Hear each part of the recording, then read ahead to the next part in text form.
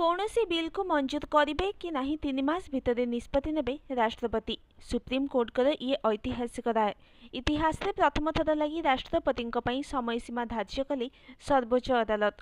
कहले कौनसी राज्य विधानसभा पारित होगा पर राज्यपाल तरफ तर्जमा आसीथिबा विधेयक उपरे सर्वाधिक 3 मास भितर निष्पत्ति नेबे राष्ट्रपति।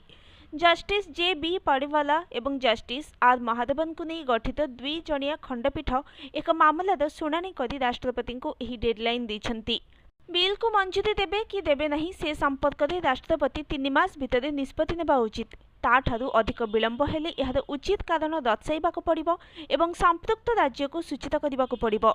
राज्य माननकु मध्य ए दिगरे सहयोग करिबाकु कहिसेंती सुप्रीम कोर्ट।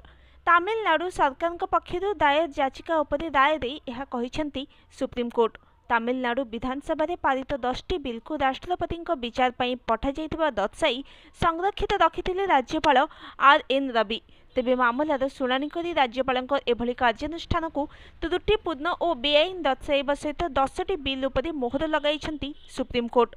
एसत बिल को स्थगित व संरक्षित रखापी राज्यपाल अधिकार संपर्क में उद्दिष्ट संविधान धारा 200 एवं बिल संपर्क में निष्पत्ति नेबापी कौन समय सीमा उद्दिष्ट नथिबा धारा 201 उपरे सुप्रीम कोर्ट टिप्पणी रखिछंती। Bureau report news today.